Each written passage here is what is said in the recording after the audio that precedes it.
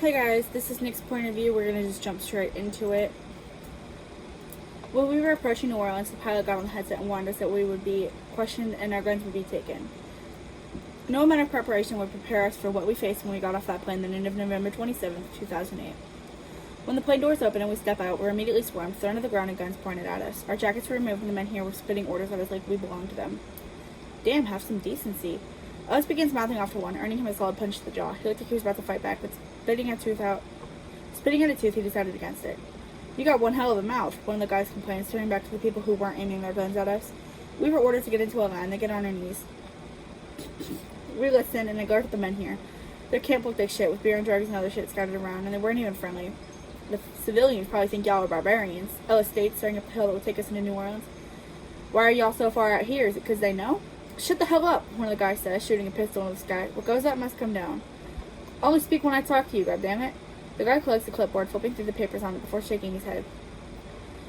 We're doing this the hard way, I guess. Boys, tie him up. Suddenly our hands were tied behind our backs. We were expected to stay on our knees. Zoe already sat back on her heels, so I'm getting too old to do that. Now, one at a time. He scans the line. Hey, they said there were 8 of you. One died, you moron. Ellis answers, and the guy rolls his eyes. When we kill you, you'll be the first one to go. Sounds good to me, Ellis says defiantly. I didn't know the kid could be so feisty. Anyways, we need information, so when I ask you questions, answer. I have to fill this chart out, so cooperate. Starting with the young brunette on the right, name, Zoe. He continues to ask questions like height, weight, any injuries, and hair and eye color. He goes through the line and we cooperate the best we can, though we're pissed. What can we do? It's not like we're just going to escape this. Alright, the guy says, standing up and stretching. I don't know what to do with y'all, really. They want you to come down to the White Garden Asylum, but I don't know. I kind of like sitting here begging to be let go. Who the fuck is begging? I spit. None of us. You guys are just being dicks.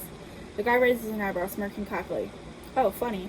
We all glare at him as he walks along the line, looking at us and shaking his head. I don't know what to do with you. Suddenly guns go off, and all the other military personnel drop dead. The pilot had jumped out of the plane. He was looking at the guy harassing us. He had a nice boat, and tattoos covered his arms. You know what the orders were, Jake. Stop doing this. This isn't a game. He sounded threatening, and if I were Jake, I would be scared. Jake looked at us, then back at the guy holding their gun. Ricky, don't. We can't turn on each other. You need to help me. We should kill them. They're carriers. None of them have any symptoms. I don't give a fuck about symptoms. I give a fuck about our orders. They're due at the White Garden Asylum so they can be examined and treated as necessary. Jake was speechless. Don't you have kids you should be worrying about right now? Ricky was quiet, seeing how Jake has raised his gun. You have until the count of 3. Jake didn't move, staring defiantly. 1. No movement. 2. Ricky's finger was on the trigger. 3. Just like that, Jake was dead, and Ricky came over to us. The lights used to interrogate us, enhancing his features. He was a handsome man, definitely part Mexican, and he cut us loose. Zoe didn't say anything to him, instead glaring at him as he continued on the line. We all thanked him, even me, just so it would make up for Zoe's sudden rudeness. Their eyes met, and he looked at her up and down for a moment before turning to us again. Wait a minute, they knew each other. Damn, this is the first person Zoe seems to have a history with. My name's Ricky, as you all probably know. I'm going to take you to the White Garden Asylum like I was instructed to do. First things first, do any of you have immediate family in this area? Do you know anyone with the last name Rogers? Ellis asks, and Ricky freezes for a second. Could you spell it? Rogeris? Who are you looking for? A Skylar. Ellis pauses. And a Brittany, maybe? Ellis, right? Ellis nods.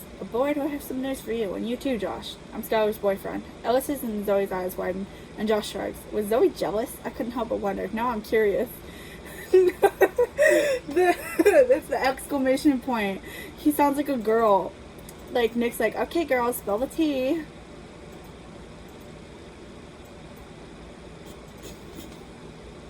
It's really not that funny. So you're the guy she ran off with because she was pregnant. Is your son's name actually Cobra? Yes, Ricky answers. That was kind of cool.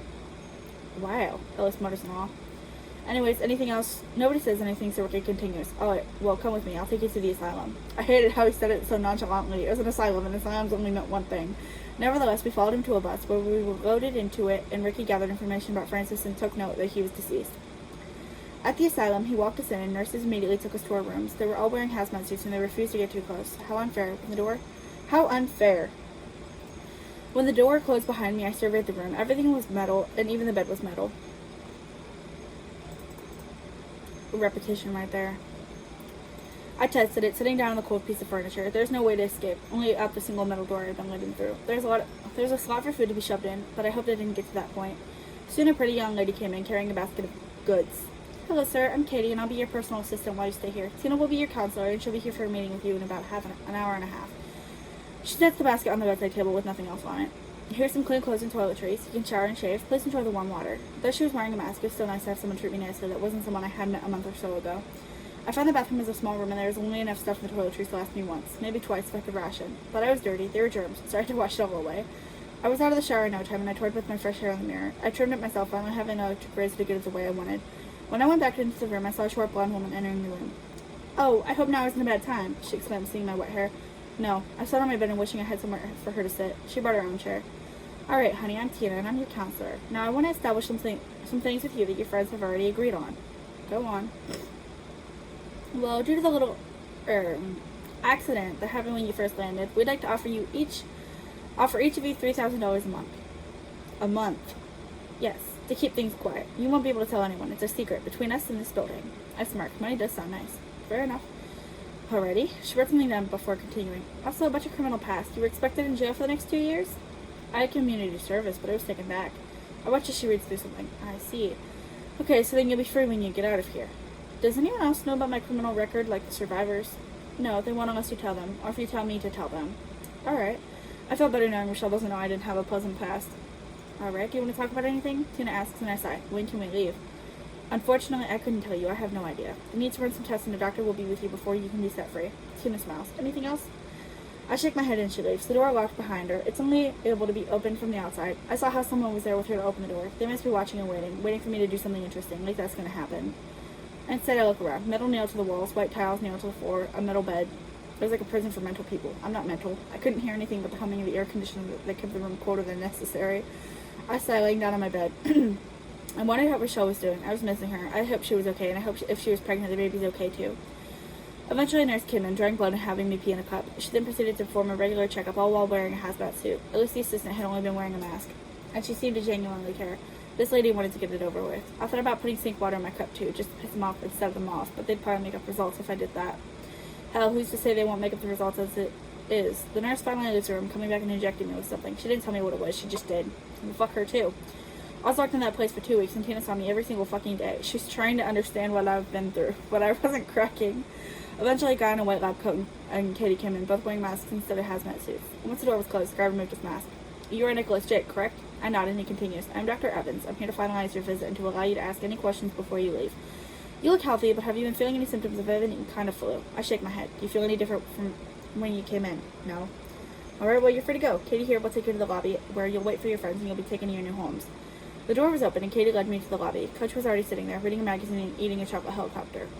"Hey, Nick, you excited to have a new house?" "No." "Me too. There's no memories." I wasn't thinking of it like that. I had Rochelle to make memories with anyways. I was thinking more to the fact that we're getting free houses, and it was also the government could monitor us. The others slowly began to come out, being escorted by their assistants. Eventually there were 6 of us, and we were waiting on Josh, but an hour passed, no sign of him. Josh wasn't coming home with us. L to Josh. That's it for Nick's point of view, though. I hope to see you with Zoe's. Bye-bye.